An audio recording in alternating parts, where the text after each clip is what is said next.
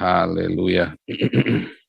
Nah, kita hari ini temanya belajar tentang korban kepada jin. Wah, mantap dah. Ngeri ya, korban kepada jin. Nah, korban kepada jin ini sebenarnya semua korban curahan darah ini itu adalah korban yang dilakukan dari zaman Adam, zaman Nephilim, dari zaman Adam, Kain, Habil, Nephilim, zaman Nuh, zamannya Nimrod, zamannya orang-orang Aram, orang Kanaan, termasuk zaman Abraham sendiri. Dan di seluruh dunia, semua agama apapun mengenal korban curahan darah ini. Ya. Dan itu dipersembahkan kepada dewanya masing-masing, dari darah ayam, darah lembu, darah kebo, darah binatang, sampai darah orang. Semua penyembahan ya, atau agama lah, itu kan agama, itu mengenal korban curahan darah ini ya. Nah, dan mereka mempersembahkannya kepada dewanya masing-masing ya. Anda mau pergi ke Amerika, ke Kanada, ke Eskimo, Anda pergi ke Cina, Anda pergi ke Hong Kong, Jepang, Anda pergi di Jawa, dimanapun, di Papua, mereka semua kenal pencurahan darah ini. Mengapa? Ya mereka sudah nenek moyangnya satu, diajarinya dari dulu begitu ya. Okultnya selalu begitu, turun temurun, dan itu memang terjadi. Okult yang seperti itu ya, okultisme itu nggak cuma klinik-klinik kepada dukun-dukun, enggak ya. Okultisme memang begitu. Okultisme adalah sebuah penyembahan ya, kemudian kita mengarahkannya kepada yang bukan Tuhan dalam tanda kutip. Tapi Tuhan yang mana nih? Kalau Anda di dalam Islam pun itu okultisme. Islam pun bagi kita adalah okultisme mereka ya.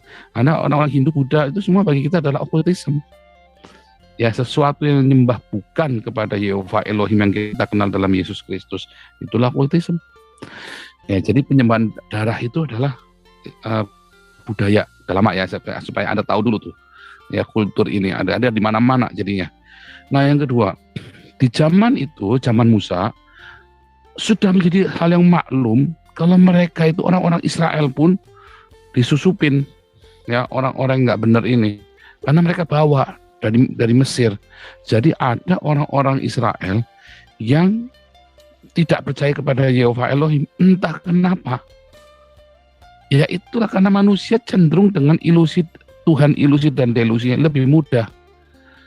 Ya, apalagi kalau mereka kedapatan ada kemudahan-kemudahan dalam fasilitas kehidupan mereka, dalam masalah ekonomi atau dalam masalah apapun. Ya. Nah, lalu orang-orang Israel ini punya cara yang lebih ringkas kepada jin-jin itu tadi ya. Dan mereka percaya, entah mengapa mereka bisa percaya, karena itulah sifat manusia ya. Itu sifat manusia memang begitu. Contohnya orang-orang yang punya istri, kalau kita tidak mengenal tentang kekudusan, kita tidak mengerti konsekuensi dari hidup tidak dalam kudusan, orang sudah punya istri pun dia tetap jajan di luar. Ya kan? Waduh, teman-teman saya zaman saya itu banyak. Dan kalau saya tidak mengenal, tidak takut akan Tuhan di dalam hati saya, tidak mengasihi istri saya dan masih Tuhan, ya bukannya kepengen, saya juga normal. Apalagi setiap saya bikin kemana-mana, tinggal klaim ke kantor, jalan entertain, ya kan, Mister CEO ini udah diklaim, tinggal bayar kantor. Itu bisa terjadi. Dan itu saya tidak pungkiri bahwa itu mudah. Ya, makanya tadi dikatakan itu adalah perzinahan. Ya, saya pernah baca suatu buku psikologi bahwa okultisme, ya maksudnya penyembahan ya, otak kita yang mengatur tentang yang supernatural, ternyata bagian itu bersebelahan dengan otak yang mengatur seks. Dan itu membrannya tipis sekali, jadi bisa suatu ketika cairannya nyampur tuh. Makanya penyembahan berhala biasanya diiringi dengan seks di dalam okultisme itu ya. Salah satunya yang masih nampak nyata dalam itu kan namanya budaya purba ya kan, budaya purba kala yang masih dibawa, yaitu yang di Gunung Kemukus. turun dari minta sugihan, nanti kan dukunya kan bilang, ya ini adalah disertasi dari kawan saya ya, jadi saya ngikutin, karena waktu beliau seminar saya ikutin ya.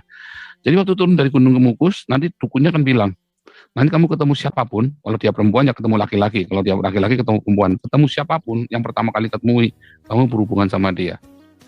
Sampai begitu ya. Nah itulah, dan itu yang ada ya,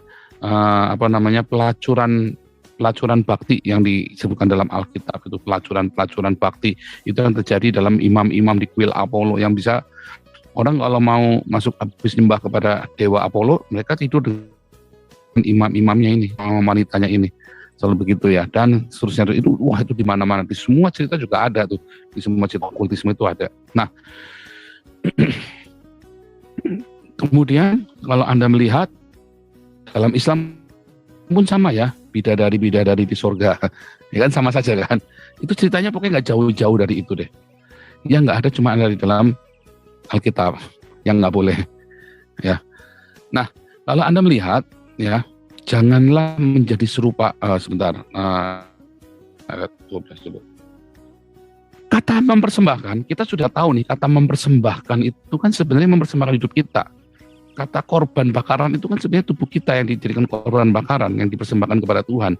Ingat pelajaran kemarin, mempersembahkan lemak dan darah. Artinya satu, mempersembahkan lemak yang terbaik dari hidup kita. Itu harus kita persembahkan kepada Tuhan, yang terbaik.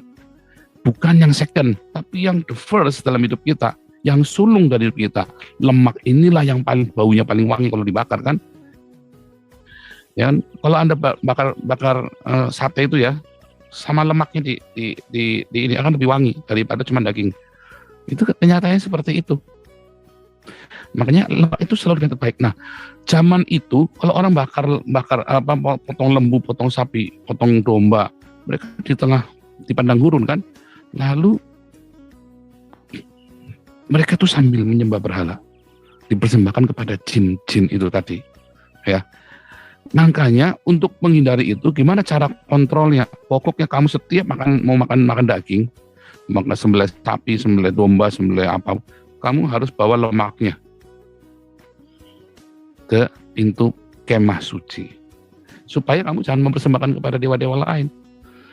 Kalau kamu sampai potong korban dan tidak dibawa dan ke kemah suci, berarti kamu sudah menyembah dewa-dewa lain. Oh, itu bahaya sekali. Zaman itu yang namanya agama adalah sebuah ideologi. Kayak sekarang, Islam adalah sebuah ideologi. Islam itu sama dengan politik ya. Sama dengan zaman itu, zaman Musa. Agama itu adalah sebuah ideologi. Basisnya itu adalah sebuah ideologi. Yesus mengubahnya. Ya, Yesus yang mengubahnya. Tetapi memang zaman itu, agama adalah sebuah ideologi politik. Kalau kamu punya ideologi yang lain, ya, sama kepada Asyitoret, kepada Baal, kepada macam-macam ya, Leviathan, segala macam. Wah, itu bahaya sekali. Itu bisa merusak bangsa. Makanya kalau kita nanti baca di bilangan, ya, itu terjadi tuh ya, orang-orang kecolongan. Ada perempuan-perempuan dari bangsa lain yang menyusup dan ngajak menghasut rakyat untuk menyembah dewa-dewa lain. Nah, kita balik. Makanya zaman itu semua orang potong kambing, domba, potong lembu, potong apa, harus dibawa lemaknya kepada kemah rumah Tuhan.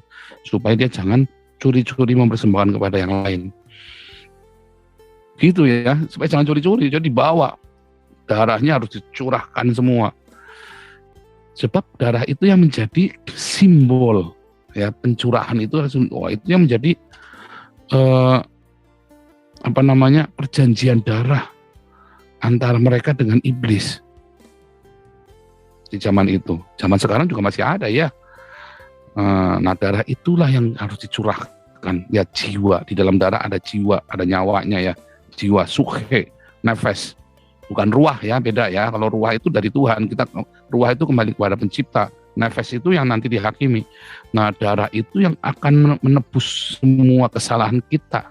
Itu adalah simbol penebusan Yesus, karena di Ibrani dikatakan darah binatang itu nggak cukup, harus manusia tidak berdosa, yaitu Yesus Kristus yang sempurna untuk menebus seluruh umat manusia. Nah, itulah yang dilakukan. Nah, kemudian Tuhan Yesus juga mengajarkan kepada kita kan, itu lagi cerita itu ya, Tuhan Yesus lagi cerita juga.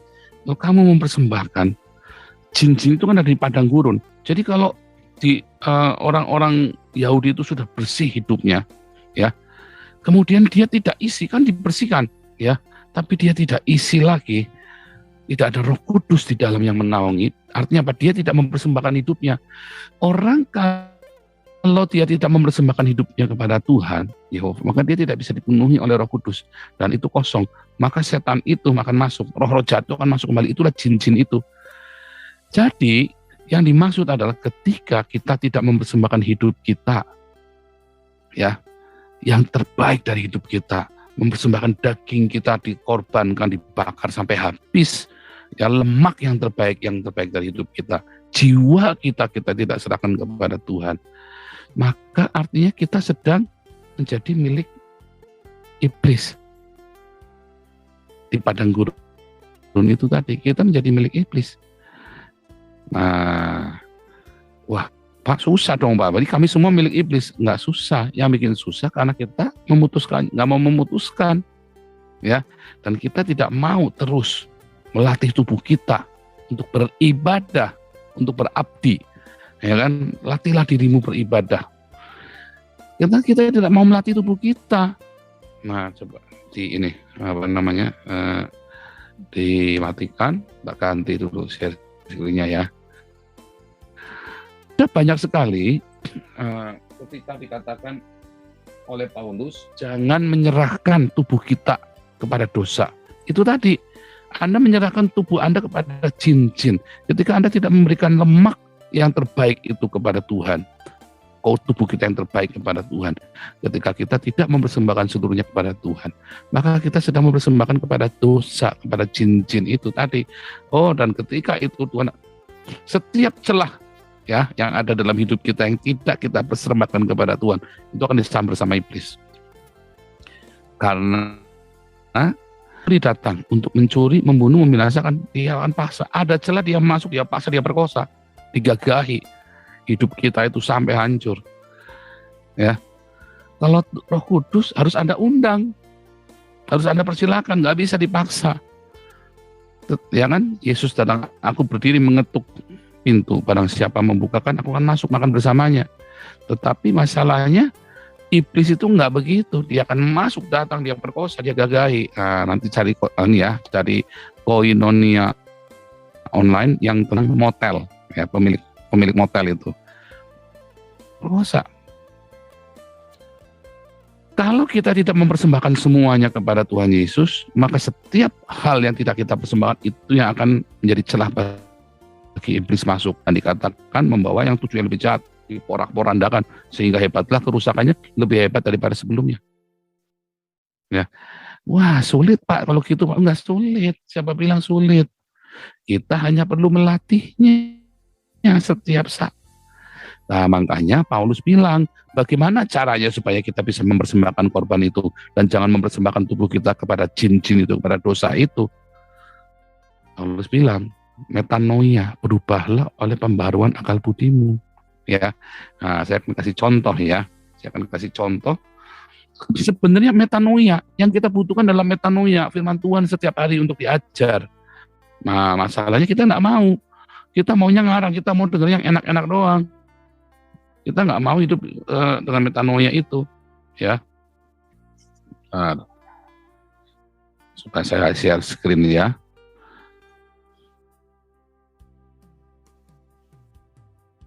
Saya kasih contoh saja ya, ini saya contoh tentang metanoia ini. Saya kasih contoh saja praktikalnya. Ini. Ya, dikit ya. Kalau Anda, sini ya, saya tulis di sini ya. Kalau Anda menghadapi satu masalah, ya kan? Kalau ada masalah datang, masalah apapun, ya, misalnya hutang deh. Nah, ini kan kalau orang-orang kita baru masalah hutang itu kan, ditagih. Responnya apa di sini? Responnya apa? Kan kita butuh respon kan? Responnya salah, ya bisa apa, bohong, bisa marah. Kita bohong kepada yang nagih, kita marah kepada orang yang sekitar kita, kepada istri, kepada anak, kepada orang tua. Ya, kemudian kita mulai menyalahkan, blame, menyalahkan. 1, 2, 3, ya kan? Terus kemudian kita mulai tiap hari bad mood kan. Kemudian dari bad mood itu kita kemudian menghalalkan segala cara. Ya, segala cara. Kenapa? Karena panik kan? Kita cari. Kemudian kita mulai masuk di dalam masalah yang berikutnya. Masalah baru. Kemudian kita masuk di dalam stres. Sungut-sungut. Karena masalah-masalah. Semua polanya hampir sama ya. Urutan pola itu hampir sama begitu ya. Nah, coba kalau kita punya metanoia, kita cegat ya dengan metanoia. Kalau kita membaca firman Tuhan setiap hari, ya. Kita membaca firman Tuhan setiap hari. Setiap kali kita ada masalah, kita tahu, ini adalah dosa lama. Ya kan? Karena dulu mengapa kita hutang? Coba. Karena kita dulu nggak punya iman. Kita tidak mencukupkan diri. Benar kan? Bahkan ketika lagi sakit ya, jangan hutang. Bahkan ketika lagi sakit. Kalau lagi sakit nggak punya uang, berdoa, jangan hutang. Ya, bukan tambah sembuh, nggak benar. Jadi kalau nggak punya uang, jangan hutang. Berdoa, puasa, minta kesembuhan. Karena hutang itu bukan cara Tuhan, ya kan? Masalahnya kan siapa yang tahan lihat anaknya sakit, ya kan? Sementara kita bisa utang, akhirnya kita punya utang. Entah utang, tapi pada umumnya nanti di kelas apostolik sebenarnya saya ngajar ini ya. Pada umumnya utang itu yang terjadi adalah utang konsumtif. Pada umumnya, ya kan? Karena kita nggak punya iman, karena kita pengen punya cicilan mobil, karena kita pengen punya TV, karena kita yang aneh-aneh atau bangkrut, kolaps misalnya kan, bangkrut. Namanya bangkrut, kenapa bangkrut? Nah, macam-macam, ya kan? Nah, kalau yang konsumtif sudah jelas kita harus bertobat. Tapi kalau yang bangkrut, tertipu nggak sengaja. Kenapa kita bisa tertipu? Kenapa kita bisa salah ngitung? Karena kita terburu-buru, ya kan? Terburu-buru. Kenapa kita terburu-buru? Karena kita tidak membiasakan untuk duduk tenang. Duduk tenang, berdoa, ya. Anggap saja tidak ada Tuhan di sorga, tapi duduk tenang itu perlu loh sebelum Anda memutuskan, ya. Nah, itu masalahnya. Nah, waktu berdoa itu Tuhan kasih hikmat, percaya Tuhan, Dia akan kasih hikmat dan ketenanganmu. Kita baca firman Tuhan, nanti di dalam hati nurani ini ya, orang bahasa umumnya itu indera keenam itu akan. Waktu itu istrimu mungkin sudah ngomel-ngomel. Orang ini nggak bagus, terus kita bilang berisik loh. Oh ini udah jelas kuat ini nggak taunya benar istrimu benar, ya kan? Kenapa awalnya? Ya itu sebenarnya karena Anda tidak duduk tenang berdoa dan Anda tidak rajin dengan logos dan rema, sehingga indera keenammu nggak terlatih. Nah, ya kan ini kan metanoia dari awal juga. Dari awal kan sudah metanoia. Kemudian Anda ditagih. Anda panik. Bohong dulu. Anda kemudian marah-marah di rumah. Anda kemudian menyalahkan orang-orang. Ya kan? Semuanya disalahkan. Gara-gara ini kucing, anjing, apa segala macam. Semua disalah-salahin. Coba kalau ini hilangkan. Dari pengalaman saya, ya. Dari pengalaman saya. Yang paling benar adalah kita jangan bohong ketika ditagih hutang. Buka. Dengan tulus hati, dengan rendah hati, dengan satu niat. Masalahnya kita juga licik kadang-kadang. Kita nggak mau kehilangan ini. Kita memang nggak mau niat, nggak mau bayar. Nah itu masalahnya. Tetapi dari pengalaman saya menyelesaikan hutang itu dengan, saya bilang, saya sudah nggak punya apa-apa, saya serahkan ini. Orang itu akan, oke, kamu bisanya bagaimana? Biasanya akan baik. Kalau makin berkelit, apalagi Anda masih hidup mewah, nah itu repotnya, ya kan? Orang kan jengkel, kamu punya hutang, dia sendiri ngeden-ngeden, Anda pakai mobil kemana-mana ya jengkel. Makanya kalau lagi punya utang jangan punya mobil, ya kan? Kecuali mobil itu mobil kerja. Tapi itu pun jangan yang mewah-mewah, orang jengkel. Balik lagi orang jengkel. Nah itulah metanoia kan, cara berpikir kan. Nah metanoia itu Anda harus pikirkan lagi. Kemudian Anda bad mood. Kenapa Anda bad mood? Karena Anda kan baru diserang tadi ini kan. Tapi coba kalau Anda metanoia, Anda percaya, Anda berdoa kepada Tuhan, serahkan kepada Tuhan. Tuhan tolong aku Tuhan. Jadi pertama ya, kalau Anda hutang-hutang karena bangkrut, ya Anda datang dengan tulus hati. Tapi kalau hutangnya konsumtif, pernah ada orang datang sama saya, Pak, saya hutangnya banyak Pak, ini. Terus penghasilanmu berapa? Penghasilan saya 15 juta. Cicilanmu apa saja? Ini. Coba kamu cicilannya dihilangkan semua bisa nggak? Mobil, cicilan motor, udah nggak usah semua. Loh Pak, kalau ke gereja gimana? Kalau pelayanan hari Minggu, emang kamu harus pelayanan hari Minggu? Kan nggak perlu toh. Ke gereja kamu kalau memang kamu butuh, ya karena saya harus jemput ini jemput. Ya kalau mau jemput nggak usah lagi. Emang kamu lagi nggak ada duit, jual aja mobilnya. Kalau terpaksa kamu rental, saya bilang begitu kan. Daripada kamu sebulan bayar cicilan mobil 6.400.000, kamu masih punya lagi cicilan motor, kamu masih ada lagi cicilan rumah. Itu dari 15 juta itu habis semua. Belum lagi kamu harus bensinnya, belum lagi nanti kamu harus bayar listrik, belum lagi kamu kalau masuk bengkel mobilnya. Habis semua 15 juta. Coba kalau kamu jual semua, 15 juta utuh. Ya kan, cuma tinggal cicilan rumah, karena itu wajib dong. Jadi, kamu punya room of error, anggap cicilan rumahmu itu 3 juta. Dari 15 juta itu, ya kan, kamu sisa 12 juta. Kamu punya room of error, kamu 12 juta loh sebulan. Kamu tiap hari naik angkot, ya, pergi. Kurangin 2 juta lagi. Kamu punya room of error 10 juta. Coba kalau kamu punya mobil, habis kamu nggak punya room of error. Jadi kalau Anda konsumtif, Anda lepaskan. Ini kan metanoia kan? Itu metanoia. Ya kan? Jadi sebenarnya bisa nggak kita persembahkan supaya kita jangan melakukan yang sebelah kiri ini? Gampang banget. Metanoia. Tadi toh saya ajarin. Masalahnya kan Anda nggak mau. Anda ngotot untuk tetap punya mobil, cicilan mobil itu. Anda tetap hidup dengan gengsi gaya hidupmu. Alasannya banyak. Kalau perlu tak tambahin 1 kontainer lagi alasannya. Intinya Anda pengen lepas apa enggak? Pengen sederhanakan hidupmu, simply. Make your life simply. Indah nanti, ringan hidupmu. Ya. Lalu masuk lagi bad mood-nya ini.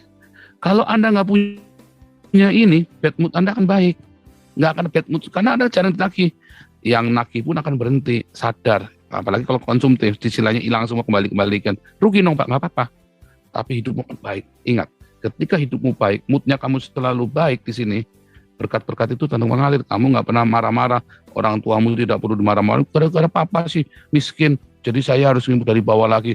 Gara-gara mama sih nggak ngajarin saya untuk bisnis. Gara-gara kamu istri bawa sial, sejak kawin sama kamu aku sial.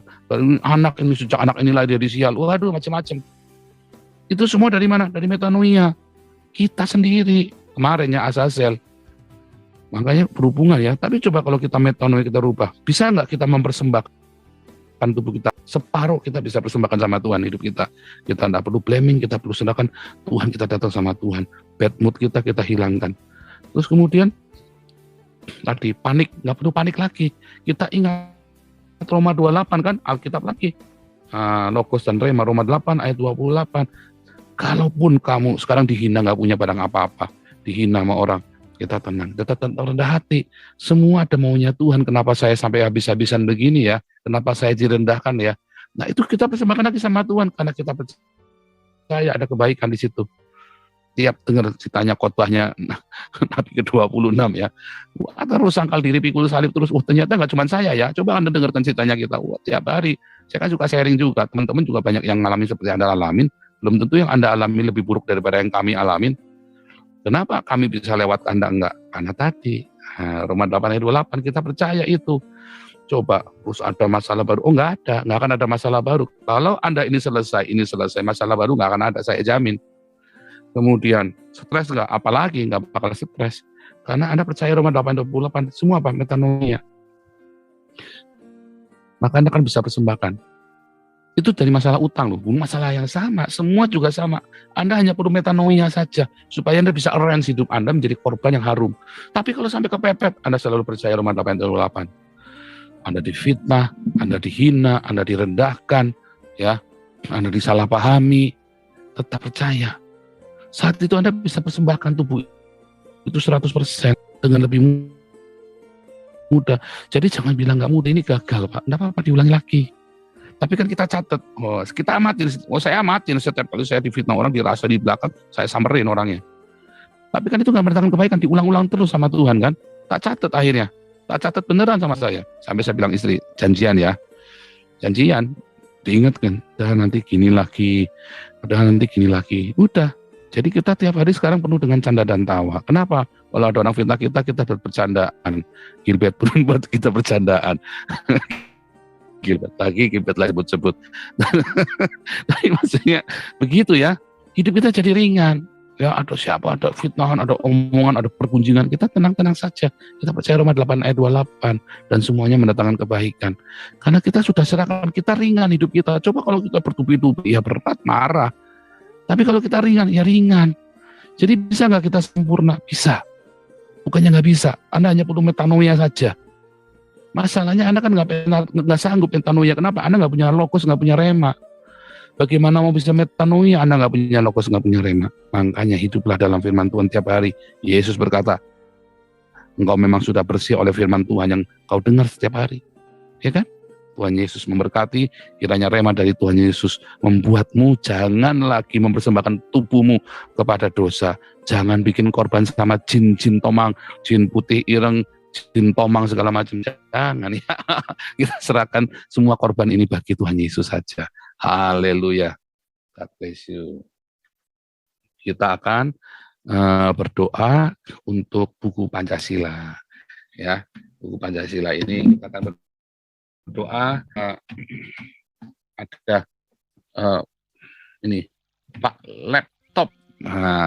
Pak Laptop, silakan berdoa untuk buku Pancasila dan untuk tim diakonia kita.